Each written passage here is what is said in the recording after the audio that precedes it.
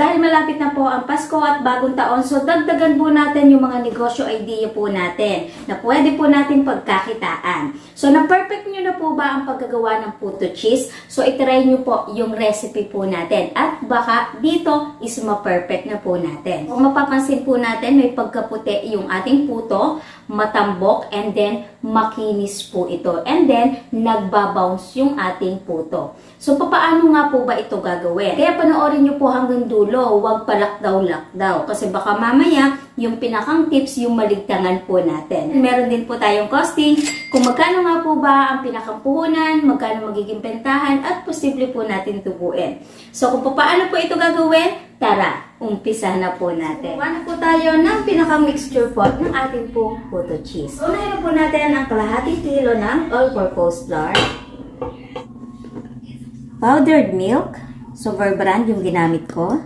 Iodized salt, pangbalanse ng tamis. At sa baking powder natin, ngayon magtetest po tayo. Para hindi naman po masayang yung ating pong ingredients. Kasi baka mamaya po, expired na po yung ating pong baking powder. Kumuha lamang tayo ng mainit na tubig, lagyan ng 1/4 teaspoon estimate ng baking powder. At kapag bumula, na tulad po nito, ibig sabihin, goods pa po yung ating baking powder. So, kapag hindi bumula, ibig sabihin, expired na po yan. Bumili na po tayo ng bago para hindi po masayang yung other ingredients. So, maglalagay tayo ng 4 tablespoon ng baking powder.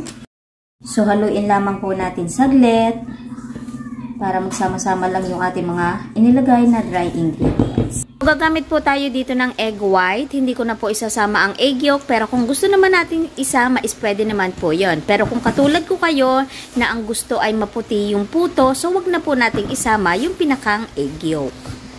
4 tablespoon ng melted margarine ang pwede lamang po nating magamit sa kalahating kilo.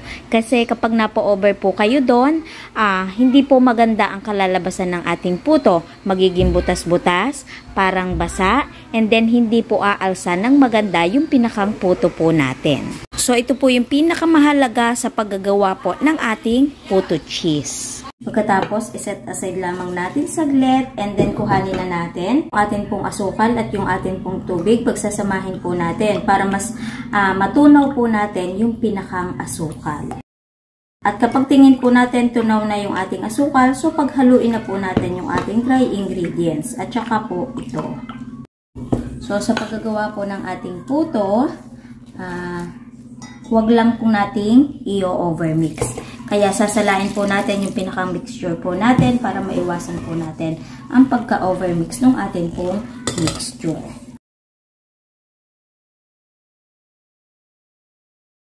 Ayan, 2 beses po nating salain. Sa puntong ito mga katipid tips, nagpapainit na din po ako ng steamer po natin. Para salang na lamang po tayo ng salang mamaya. Ganyang kakinis. And then, yung pinakang texture, hindi naman ganun kalabnaw at hindi rin naman po ganun kalapot. So, sakto po lamang. Ngayon, kuhanin na po natin yung ating molder na gagamitin. Bali, ang gagamitin natin ay medium size at ito po ay na-order ko online. So, kung gusto nyo umorder ng ganito, maglalagay po ako ng link dyan. And then, meron din po akong in-order na ganito. So, mas madali, mas mapapabilis yung paglalagay ng mixture ng ating puto sa molder. And then, iwas messy na din po. At yung pinakang sukat ng puto mixture po natin ay kalahati lamang po nung pinakang molder po natin. Pwede namang mas higit pa, pero wag po nating kapupunuin yung molder po natin para mas maganda po ang alsa. Kasi ito din naman po ay aalsa pa. So, yung cheese natin, ganitong gayat ang gusto ko.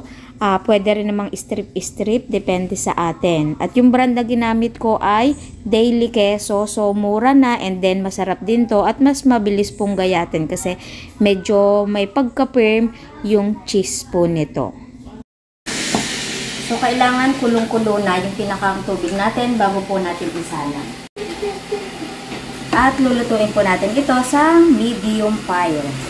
So, balikan po natin yan after 10 minutes. So, mas mainam gumamit tayo ng timer para hindi ma-overcook yung atin pong puto. So, ayan. After 10 minutes, eto na ang ating puto. So, ngayon, itutupik check na po natin. Okay, so kapag malinis na o kaya naman kung meron man sumama at tuyo na, pwede na po ito. So hahanguin na po natin. And then, ipalit naman po natin yung pinakang second batch. So kapag kaya na po ng ating kamay, pwede na po natin tanggalin dito sa molder po natin kasi meron pa po tayong isasalang. Okay, so diba, ang ganda ng pagkakaluto, hindi butas-butas, makinis. Then, sa pinakang molder natin is hindi rin dumikit. So, kailangan na natin tanggalin to kasi pagsasalangan pa po natin ng ating pong puto. Ito yung ating second batch. Tapos, isa nyo pang palatandaan na perfect ang luto ng inyong puto. Kapag tinatanggal po natin yan, hindi kayo mahahassle sa pagtatanggal. Yung hindi kayo matatakot na para bang masisira yung ating pong puto. Diba? Okay, so ayun, 'di ba? Ang ganda ng pagkakaluto ng ating pong puto cheese. Kasi ang oras po ngayon, 11 na po ng gabi. Yung chikiting ko is nakatulog na yung si Baby Joss. Worth it naman po yung pagkakaluto po natin ngayon ng ating puto. Napakaganda. Ang puti and then makinis, nagbabounce yung ating puto. Tingnan nyo naman kaganda, 'di ba? Pakita ko po sa inyo ng malapitan. So, yung pinakang puto natin, kung mapapansin nyo sa gilid, is makinis po yan. Makinis. Ang ganda ng pagkakaluto, ang ganda ng pagkakatambok, 'di ba? Oh. And then nagba-bounce. Perfect. And then biakin natin. Wow, so ang ganda ng loob. 'Di ba? Oh. Saan ito? At saka ang bango nito mga katipid tips. So, sa lasa't lasa mga katipid tips, perfect.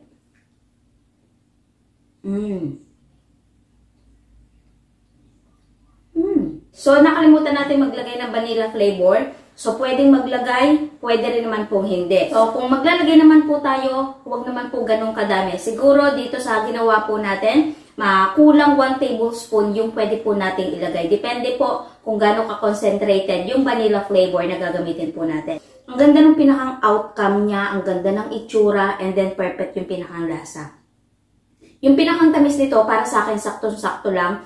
Kung tayo yung hindi ganong mahilig sa matamis, so okay na po ito. Pero halimbawa, kung gusto naman po natin ay medyo manamis-namis, so pwede tayong magdagdag kahit mga 2 tablespoon. So kung hindi nyo pa po na perfect yung paggagawa po ng puto cheese, itry nyo po itong recipe po natin at sigurado ma-perfect nyo na po. So maganda tong gawing extra income ngayong Pasko at bagong taon. So ilalagay lang natin to sa mga microwavable tub, sa mga clamshell, sa mga bilao, o kaya pwede natin tong isama sa mga pansit natin, lagyan natin ng 2 pirasong puto, diba? Kung napanood nyo na to, na-try nyo na, at tingin po natin is na perfect na po natin yung ating puto cheese. Nako, wag na po kayo magdalawang isip na gawin po nating extra income ngayong Pasko at saka bagong taon. Pili lamang po tayo ng packaging na pwede po nating gamitin. Nako, boom! Pwede po tayong kumita ngayon ng malaki ngayong Pasko at saka bagong taon. So ngayon, natitipid tips, gagawin ko po siyang extra income. Magkano naman po yung pinakang puhunan at posible pong bentahan at posible po nating tubo. So ngayon, mag-costing na po tayo. Okay, so mag-costing pa rin po tayo na sa atin kasi iba't iba po tayo ng lugar, so magkakaibang presyo po yung mabibili po natin. And then kapag maramihan na po talaga yung gagawain natin, so bultuhan yung mga ingredients na bibilhin po natin at mas makakamura din po tayo. Kumbaga itong tutusin natin is presyong tingi. Okay? So, yung kalahating kilo ng all-purpose flour, 30 pesos. Sukal, 16 pesos. Powdered milk, 15 pesos. Baking powder at asin, pagsamahin na, 16 pesos. Margarine ilagay natin at tubig, pagsamahin na, 7 pesos. At yung pinakang cheese po natin ay 40 pesos. Kaya ang total po ay 154 pesos. Pero magpa-plus po tayo ng other expenses. Yung gas po natin, pinakang labor po natin. So sabihin na po natin na 60 pesos kasi kalahating kilo lamang naman po yung pinag-uusapan po natin. Kaya ang total po lahat ay 214 pesos. Ngayon, i-divide po natin sa 74 pieces na nagawa po natin. At ang kalalabasan po nun, 2.89 po yung pinakang puhunan po natin kada isang puto cheese. Okay, so per piraso po natin tutuusin. At kung ilalagay naman po natin sa packaging, so i-additional na lamang po natin kung magkano po yung packaging na ginamit po natin. Okay? So ito pwede po nating ibenta ng 5 to 6 pesos po ang isang piraso. Pero ako tutuusin ko sa 5 pesos at kapag minus po yung pinakang puhunan, so posible po tayong tumubo ng 2.11 po kada isang piraso. So kapag itinimes po natin yon sa 74 pieces na gawa po natin, so estimate posible po tayong tumubo ng 156 pesos po sa kalahating kilo. So imagine mga katipid tips, kalahating kilo lamang po yun. Paano po kung napalakas na po natin, naging 1 kilo, so nasa 300 na, paano na lamang po kung nakadalawang kilo? Ibig sabihin, posible po tayong tumubo, estimate ng 600 pesos, di ba? Basta sinamahan lamang po natin ng sipag, tiyaga at consistent, so hindi po imposible yun. Okay, so sana bago po ulit nagtapos yung pinakang video po natin, meron po ulit akong naibigay na magandang negosyo idea po sa inyo ngayong Pasko at bagong taon. Okay? So kita-kits na lamang po ulit sa mga next video po natin. Bye-bye!